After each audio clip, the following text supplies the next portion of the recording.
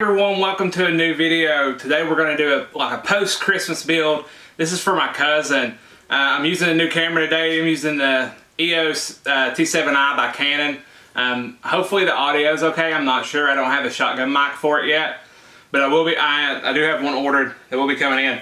And so we're going to do an all AMD build for my cousin, and it's going to feature the 3600, so the Ryzen 5 3600. As well as the AMD 5700, and this is the Sapphire Pulse, and we're going to be putting it in the MSI B450 Gaming Plus Max, and we'll be using two cameras today. We'll be using the Canon, and then we'll use my iPhone, and we're actually going to watch the build take place. And I've made done a couple things just to make it go by quicker. So I've already got the power supply and the motherboard in, as well as some fans.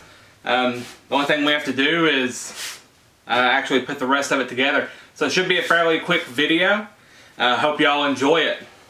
And this is actually a great way for you all to learn how to build a computer. And it's a cool way for my cousin to get to see his computer being built, and for y'all to enjoy it as well. So let's switch on over to actually building the computer. First thing we're going to do is we're going to put in the processor, which like I said is the 3600. This is the CPU socket. As you can see, it looks different on AMD than it does on Intel, because AMD has pins on the bottom of the CPU that actually protrude, while Intel does not. And so the sockets are different. But the way to put them in pretty much goes the same way. And so on your motherboard, when you're doing this, you'll see that there is typically a go triangle, or in this case a dot, showing where the dot on your AMD processor or the go triangle on your Intel processor should go. And so we're just going to go ahead and put this in. And so what you need to do is you have to lift up this pin on AMD. Just lift it up. That allows for the CPU to go into the socket. And so we're just going to go ahead and put it in. In this case with Ryzen, the Ryzen logo on the new boards actually faces towards the back. And so there is a white dot on the motherboard here and a white dot on the CPU. It's a zero insertion force, so a ZIF socket. So you don't have to push it in. It'll just fall into place, push the lever down, and you are good to go. And so next we're going to put a little bit of thermal paste on and put on the CPU cooler. I am not using the inbox cooler. I'm actually going to use the cooler that's for 3900X, which is the Wraith Spire. It's got RGB, and it does better cooling performance than the Wraith Stealth that comes with the 3600. I just happen to have one lying around, so that's one we use. For my thermal paste, I use Arctic Silver 5 when it comes to my air-cooled machines. So I'm just going to put some thermal paste here in the middle, like so. There's different methods to do this. This is the method that works best for me. And then we're just going to put on the cooler. And so to put it on, for example, with this one, it's got two latches, one on each side. This latch here pushes down and closes it. With the Wraith Spire, you actually have to take the two posts off here, the two brackets on either side, and screw it in for the Wraith Spire. That goes as well with some other coolers and things of that nature. But we will just be using this one. So this actually works like it used to with older AMD coolers. And so they latch on to, there's little nubs that protrude out on each side of it. And so you have to line up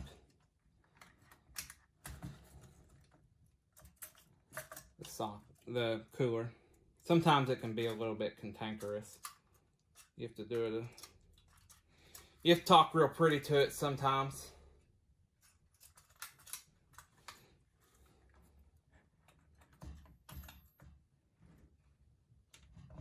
There we go. Push it on. This is easier to do outside the box or outside the case. But like I said, went ahead and put the motherboard in and some other things as well. As like you'll see a M.2 drive over here. This is not the M.2 drive that I'll be using, but however it was in the motherboard for testing. And so get it on both sides.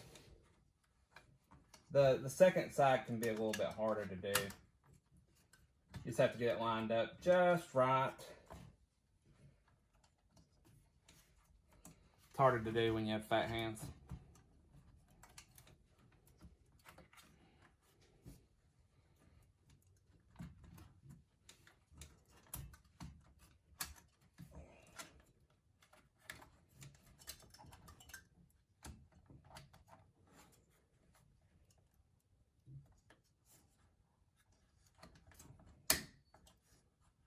There we go. Just clicks on, you flip that up, boom, done. Your cooler's installed. Now you have to plug in your fan. On this motherboard, the CPU header, fan header is right here. Okay, looks pretty good. Looks pretty good indeed. All right, next thing we're gonna do is we're gonna install the RAM. For this, we are using Trident Z Neo, a 16 gig kit. This is a kit that is made specifically for 3rd gen Ryzen, or Ryzen just in general. It's a 3600 megahertz kit, which is the sweet spot for 3rd gen Ryzen.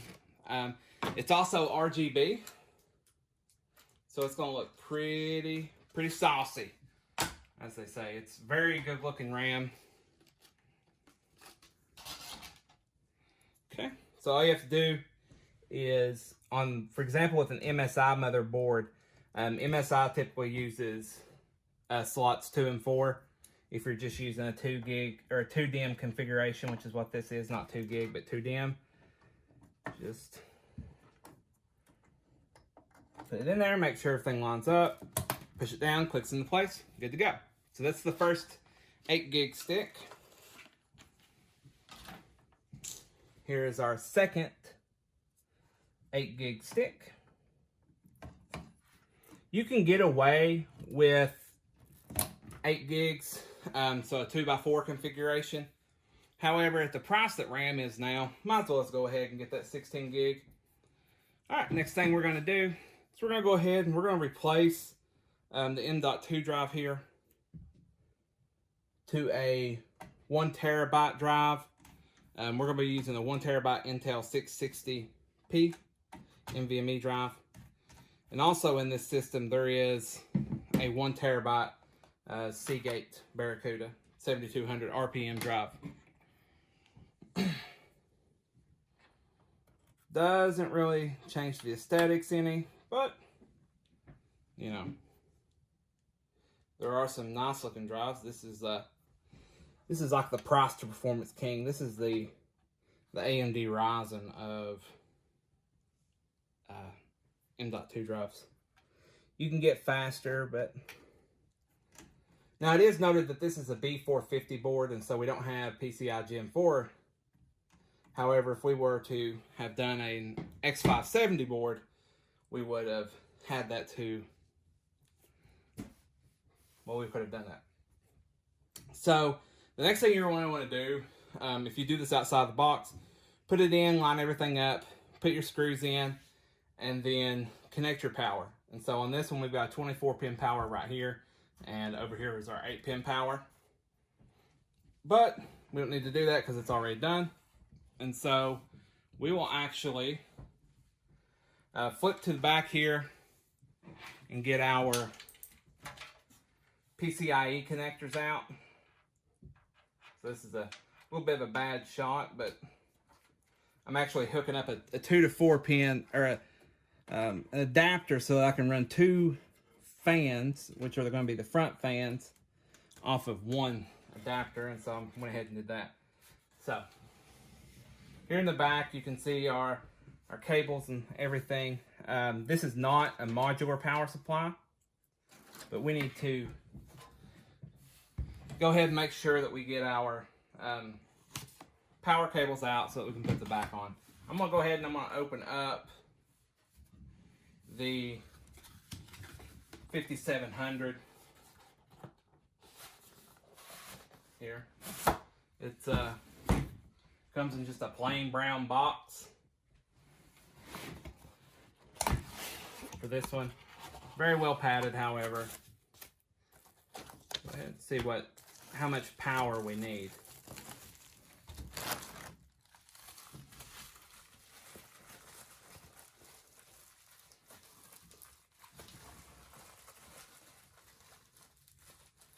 Tell you what, it is in that anti-static bubble wrap bag quite well. This is just what it looks like.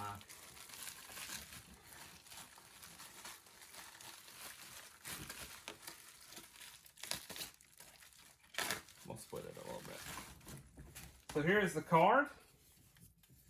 In true Sapphire fashion, this is our 5700. This is the pulse. And so, as you can see, we did an 8-pin and a 6-pin, which our power supply should have.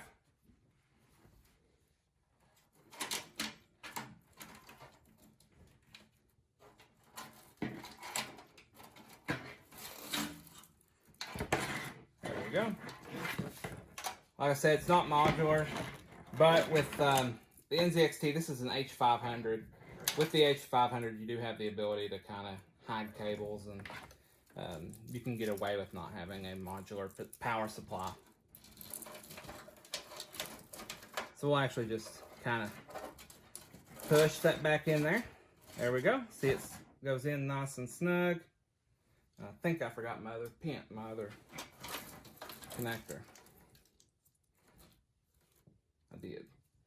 There we go. Now they're both out. Okay. So let's push that back there. And then you can feed it through. The H500 has a lot of cable management.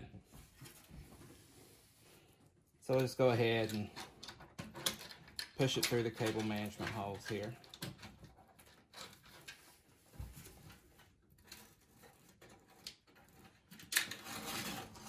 All right. Okay. We'll move the card, and then we're going to install the card.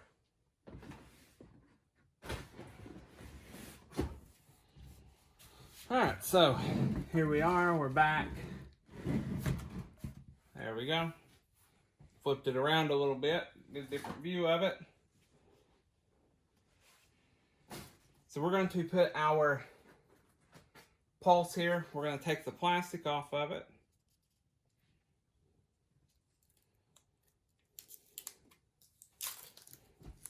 Oh, I didn't get a good tear. I'm sorry. Not very good at it.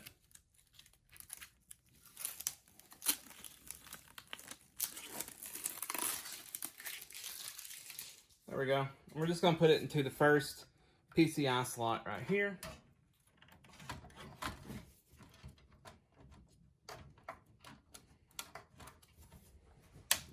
Line it up.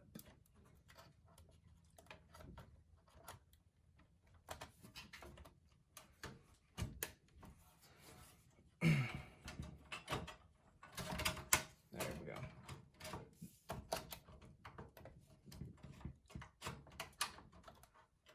Yeah. There we go.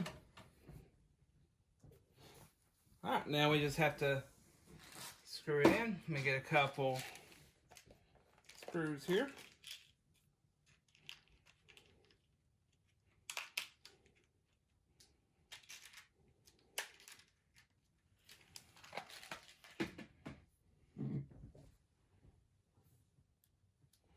Not hardcore enough to use thumb screws, so I'm just using regular screws.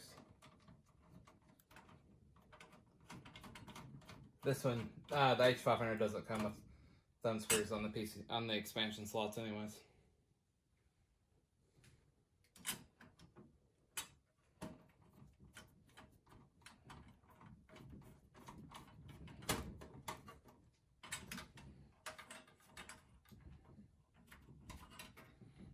Okay, now all we have to do is plug in our graphics card, just like that. pull this one around. These 8 pins are the worst.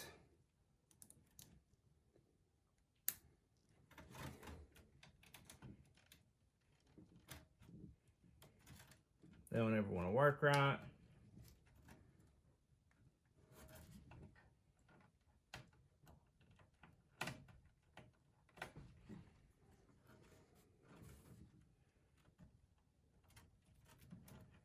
There we go. All right, and there we go. There is the 5700 installed, along with our processor, our RAM, everything. So now all we have to do is make sure that our cable management is decent enough in the back. And so I'll move the camera up and we'll go ahead and look at that.